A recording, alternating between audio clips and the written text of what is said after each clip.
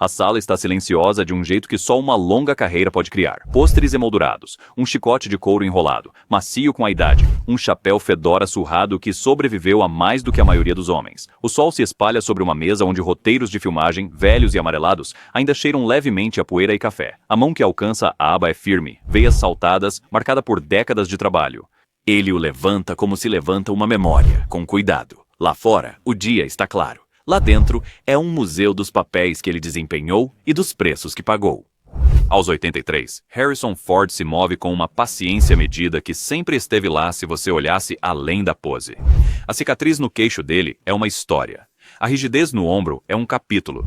Os silêncios, uma biblioteca.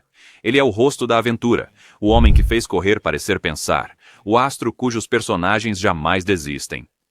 Mas a verdade, aquela verdade que te faz engasgar, é mais simples e muito mais pesada. Quanto mais envelheces, mais peso carregas. O chapéu regressa ao seu lugar no cabide. Os seus olhos demoram-se no vazio. Quase se pode ouvir a linha que construiu uma lenda. Deveria estar num museu, mas para entender como chegamos até aqui, como um carpinteiro virou um mito, como o mito virou um homem de novo, você tem que voltar ao início.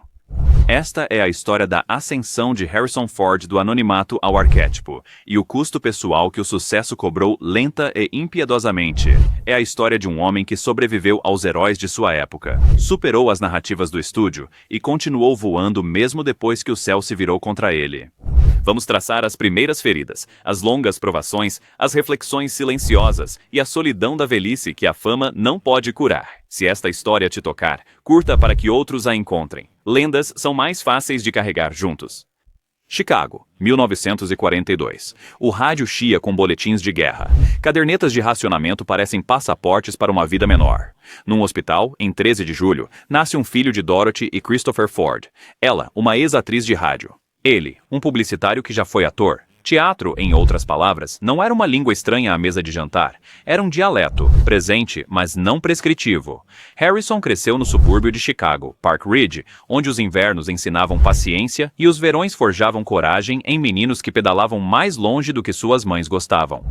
Ele não era um prodígio, não como revistas gostam de mostrar. Ele era um menino que não se encaixava, um garoto que estava meio passo atrás da piada e um passo à frente do problema. Na Maine East High School, ele encontrou um palco pequeno e uma sensação maior. Quando as luzes se acendiam, ele se sentia à vontade, mas os aplausos não lhe diziam quem ele era, apenas que ele poderia ser. A faculdade em Ripon, no Wisconsin, deveria transformá-lo em alguém sensato. Ele estava no plano de 5 anos, não por ambição, mas por pura confusão. Tentou filosofia. Tentou inglês. Tentou seguir regras que pareciam feitas para mentes alheias. Então, no seu último ano escolar, ele se inscreveu numa aula de teatro porque era fácil. Fácil. Até que deixou de ser. Porque na primeira vez que sentiu uma cena se encaixar, ele percebeu que facilidade e verdade podem ser primas. Ele se ergueu um pouco mais. Viu uma porta. Mas portas não se abrem sem custos.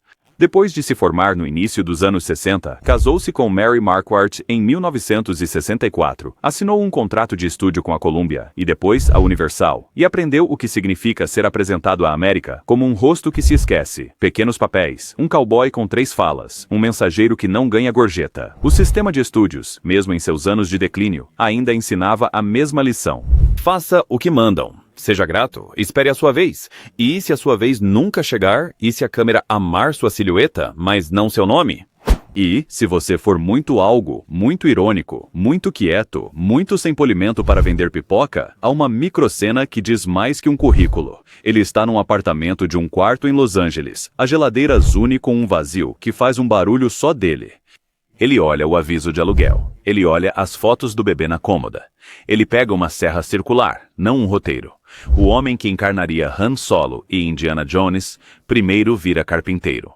Não por glória, nem por glamour, mas por mantimentos. Ele serra carvalho. Ele lixa quinas. Ele aprende a medir 2 vezes e cortar uma, porque a vida real não se importa com segundas chances. Mas a carpintaria faz algo que o estúdio nunca fez. Ela lhe dá o respeito dos resultados. Uma porta está torta ou não está. Um armário encaixa ou não. E o boato, com verdade que importa, se espalha que este carpinteiro é confiável, discreto e esperto. Ele constrói para quem vive de contar histórias. Ele conserta uma porta que se abre para um quarto onde o futuro está, de pernas cruzadas no chão, bem ali. A primeira ferida não foi a pobreza, foi a invisibilidade. Ele era um trabalhador cujo trabalho era excelente e não notado. Se você já sentiu seu dom chegar e não ter onde colocá-lo, você conhece essa dor. Ele guardou a dor. Ele manteve a serragem no cabelo. Ele continuou. Ainda assim, o mundo girava. Em 1973, um filme, American Graffiti, fixaria um tipo específico de nostalgia americana na tela como uma borboleta sob o vidro. Também cruzaria o caminho de um jovem carpinteiro com um diretor chamado George Lucas. Um papel pequeno, sim, mas notável. E mais importante, uma noite em que o ar cheirava a gasolina e possibilidade. Ele estava na tela de um jeito que sugeria que ele pertencia ali. No entanto, sob aquele brilho, a vida permaneceu teimosa. Filhos para alimentar, um casamento sob pressão de uma profissão que engolia tempo e gerava incerteza. As portas do estúdio estavam entreabertas. A conta bancária estava meio vazia. O homem que mais tarde pilotaria a Millennium Falcon fazia carona no trânsito de Los Angeles, atrasado para uma audição que não conseguiria. Isso não é tragédia, é terça, mas a terça é onde o caráter se forja. Ele continuou construindo. Ele pegava pequenos papéis, carregava a ferida como um motor secreto. A sala de audição, num dia quente de 1976, é lenda em Hollywood, pois parece destino disfarçado de coincidência. Lucas e Brian De Palma faziam testes com jovens atores para Star Wars e Carrie. Ford foi contratado para contracenar com os aspirantes, firme, discreto, um metrônomo humano para o ritmo alheio. E então acontece. Lucas ouve uma atitude na fala, uma entonação um tanto peculiar que diz que este personagem viu coisas e escolheu o sarcasmo como armadura. Harrison lê Han Solo, e a sala ouve o clique de uma fechadura cultural encontrando sua chave. Star Wars estreia em maio de 1977 e faz história. Não instantânea, não automática, mas inexorável. Filas em quarteirões, brinquedos nas salas de estar, um novo mito entranhado no imaginário popular. O personagem de Ford é o renegado que abraça a causa, o solitário que aprende a ficar. Ele é engraçado sem querer, corajoso sem fazer pose, romântico sem terapia. As bilheterias aumentam, centenas de milhões nacional e mundialmente, em dólares do fim dos anos 70, e com elas, o apetite da máquina. O estúdio quer mais, o público quer mais. O rapaz que fazia armários tem o nome em lancheiras, mas o balanço da vitória tem uma coluna de custos. A fama dá o papel, corrói a pessoa, a privacidade se esvai. Estranhos pensam que sabem sua alma por memorizar seu jeito. Chegam roteiros que querem o sorriso, mas não a profundidade, a arma, mas não a dúvida. A padronização de papéis é sua própria prisão dourada. Você pode sair a qualquer momento, em teoria. Na prática, o aluguel está mais alto agora na casa, na sua psique, no seu coração. Ele revida da única forma que faz sentido, escolhendo outras facetas. Blade Runner em 1982, com Ridley Scott, um futuro com enxaqueca, um detetive que não sabe se é humano. Em A Testemunha, de 1985, de Peter Weir, um policial urbano se esconde na comunidade Amish, aprendendo que o silêncio é também uma linguagem. Isso lhe rendeu uma indicação ao Oscar de melhor ator na cerimônia de 1986. Um dado importante, pois mostra que a indústria o vê além do blaster e do chicote. Ele segue com A Costa do Mosquito em 86, um retrato arriscado de obsessão. Uma secretária de futuro em 88, onde ele apoia ironicamente a ascensão feminina. Acusado em 90, onde culpa e luto se debatem. A subida não é só mais alta, é mais interessante. E depois, a 1981, o ano em que Os Salteadores da Arca Perdida chega como um seriado redescoberto, crepitando com um ímpeto antiquado. Indiana Jones é inteligência e contusões em igual medida. Um estudioso que sangra. É um arquétipo instantâneo porque te dá permissão para ser inteligente sem ser fraco. O fedora é icônico. A jaqueta, segunda pele. O chicote, uma marca de pontuação. As sequências seguem. Templo da Perdição em 84, Última Cruzada em 89. E a bilheteria se torna algo que te encara do papel como um desafio para superá-la. Mas então, o corpo registra a conta. No Templo da Perdição, ele fere as costas gravemente, exigindo cirurgia. As acrobacias que ele faz deixam marcas que inspiram. Enquanto se recuperam, valeu a pena? Ele continua. Ele sempre continua. Esse é o mito. Esse é o homem. Os anos 90 o coroam rei dos thrillers adultos. Perigo Real e Imediato em 1992 e Jogos Patrióticos em 1994. E um nome conhecido de uma forma que as planilhas podem medir. O Fugitivo, em 93, torna-se uma das perseguições marcantes da década, e enquanto Tommy Lee Jones leva o Oscar de ator coadjuvante, Ford é o motor moral do filme, um médico que se recusa a entregar sua história a uma mentira.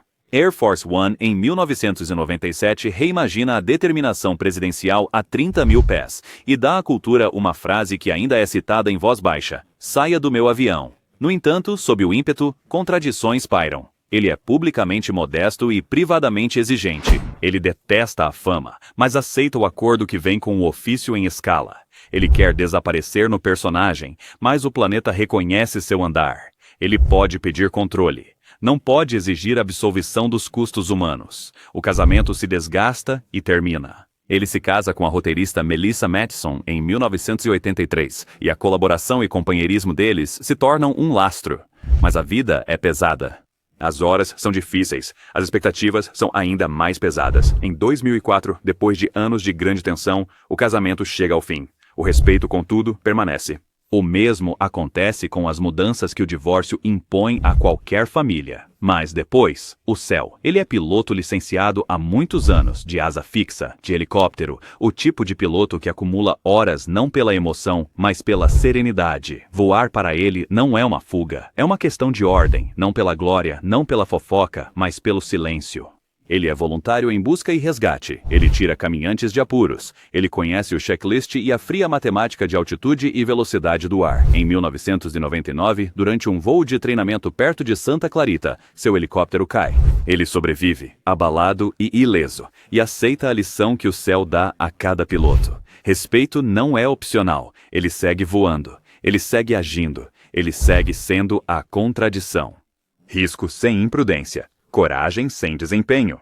Os anos 2000 e 2010 trazem retornos e acertos de contas. Indiana Jones e o Reino da Caveira de Cristal de 2008 é um reencontro que agrada uns, frustra outros. O apetite pela nostalgia é sempre mais faminto do que a refeição. Então, O Despertar da Força, em 2015, o devolve a Han Solo, mais velho, mais cansado, ainda tentando fugir de uma história que não se importa com pontos finais. Os números do fim de semana de estreia batem recordes. Por um breve momento cultural, a velha música toca como se fosse nova, e então a história vira com uma lâmina.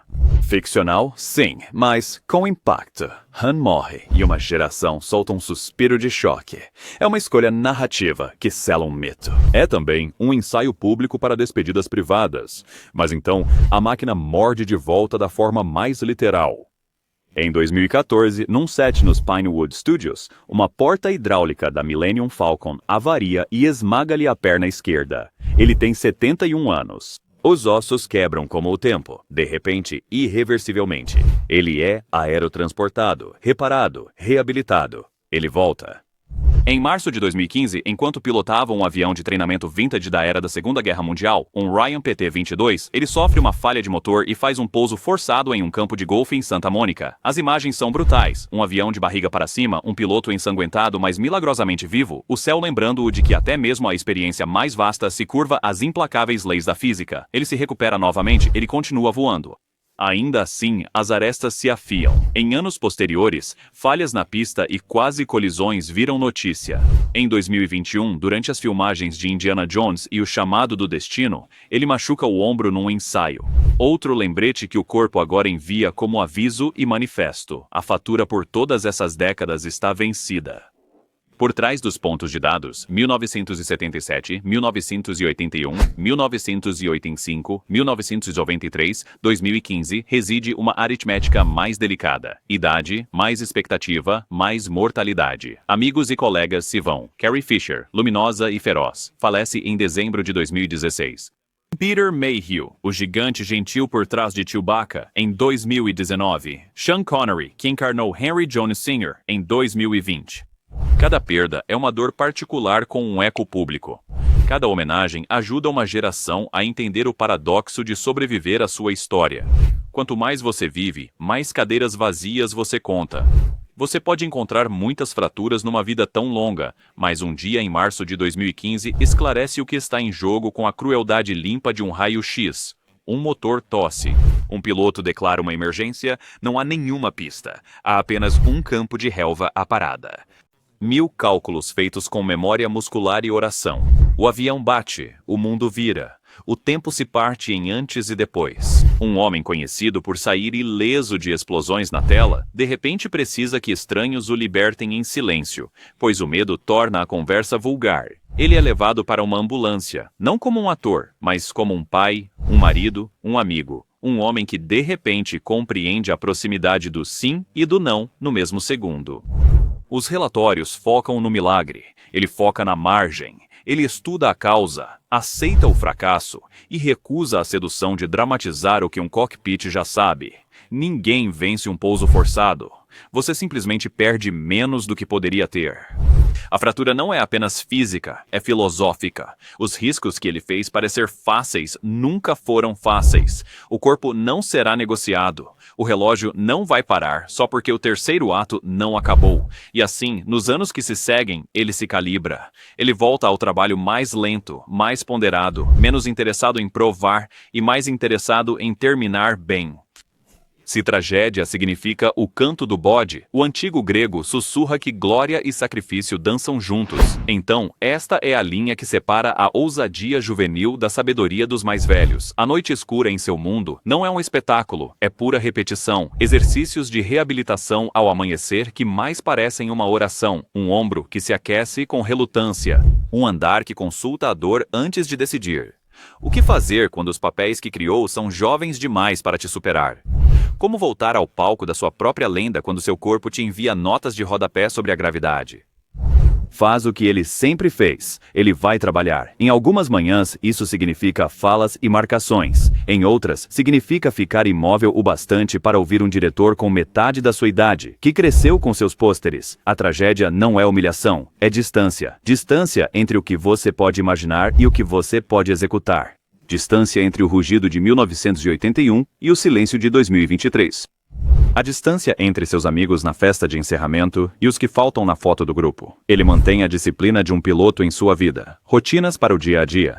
Hidratar, alongar, ler, descansar. Ele cozinha, ele conserta as coisas como um carpinteiro sempre fará, em silêncio, com satisfação medida em superfícies niveladas e cantos precisos. Ele passa tempo com Calista Flockhart, a mulher com quem se casou em 2010, após anos de parceria que se provou através das estações, não das manchetes. Ele é um pai que conhece a estranha matemática do amor. Mais se dá, mais se tem. Mas a solidão cultiva a sua própria estação nesta idade. A fama é uma multidão que diminui depois da estreia. O telefone toca menos ou toca com ideias que ecoam trabalhos anteriores. Não é essa a crueldade sorrateira da longevidade? O mundo te agradece pedindo para você se repetir. Pergunta retórica: o que impede um homem de se tornar um museu do seu próprio passado? Habilidade, curiosidade, maravilha teimosa. E, no entanto, as perdas vêm como frentes de tempo que se aprende a reconhecer pelo cheiro. O funeral de um colega, uma mensagem que começa com "achei que você deveria saber", uma memória que abre uma porta e revela uma cadeira vazia. Ele comparece a homenagens e fala com a ternura ponderada e prática de quem não confia em discursos, mas na gratidão. Não chora em microfones. Deixa as pausas fazerem o luto. Dinheiro, ele ganhou, perdeu um pouco, doou muito.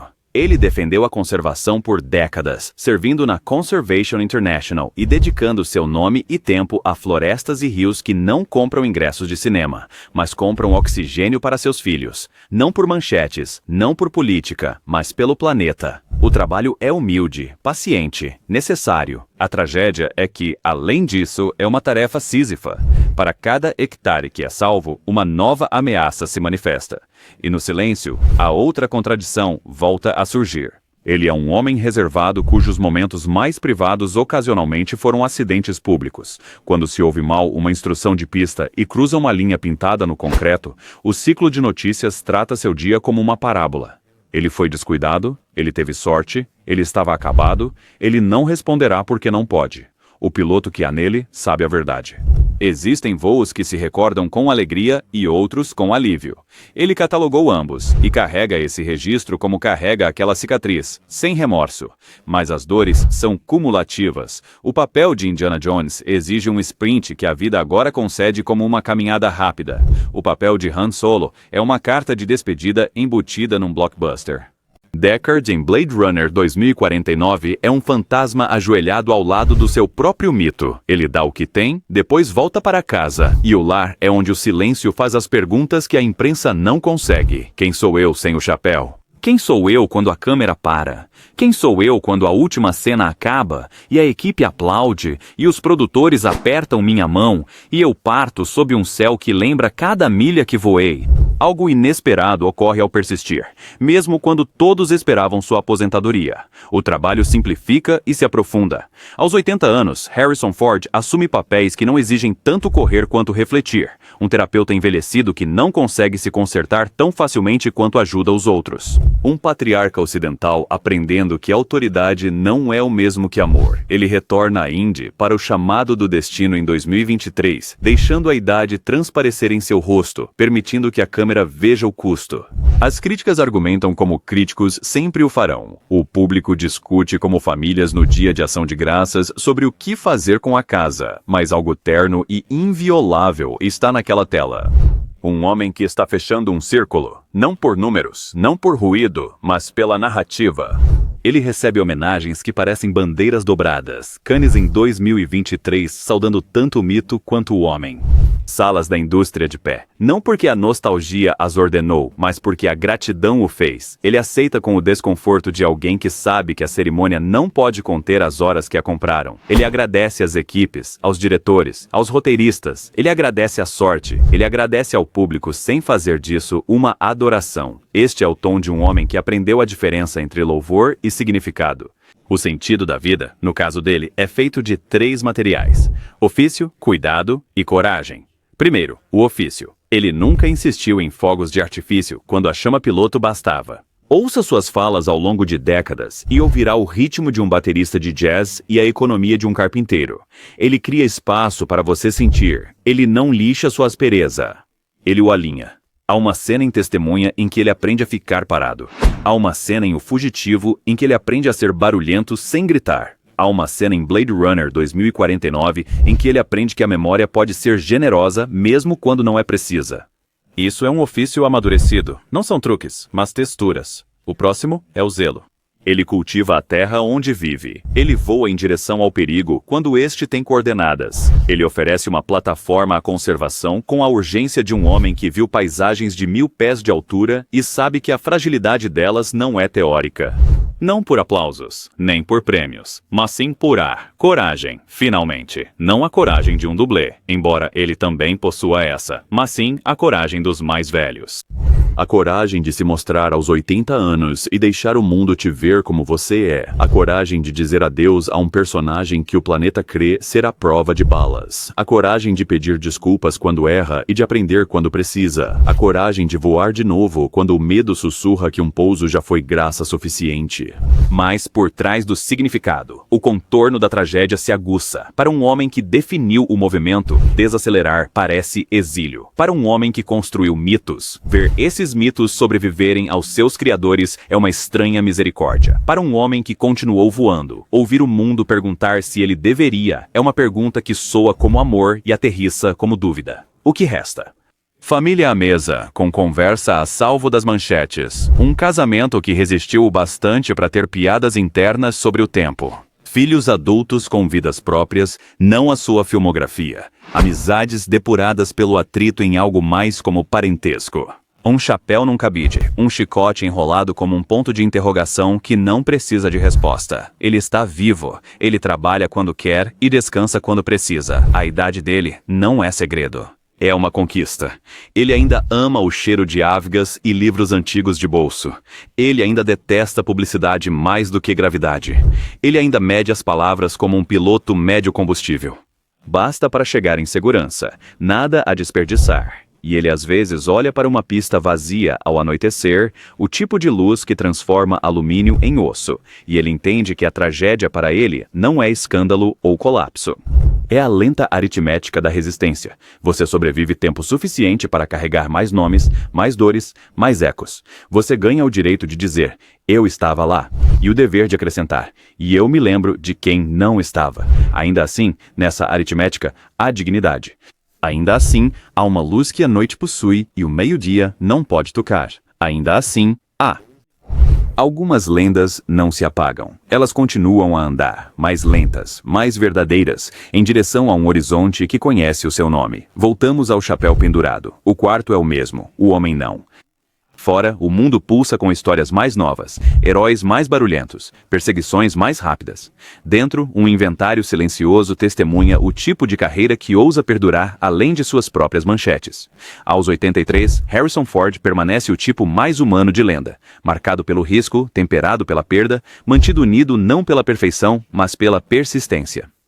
A tragédia não é que ele envelheceu. A tragédia é o que a idade o obriga a deixar para trás. Amigos, a velocidade, a ilusão de invencibilidade. A graça é o que ele mantém. A integridade, a sua arte e um olhar que ainda pode fazer uma frase soar como uma escolha. Se isto te comoveu, curta e compartilhe para que outros possam refletir sobre isso também. E me diga, honestamente, qual momento da jornada dele te atingiu mais forte e por quê? Algumas histórias correm, esta perdura, e a perseverança, se você ouvir com atenção, soa como um homem pendurando o chapéu, apagando a luz e caminhando para a noite com o tipo de força que não precisa ser vista para ser real.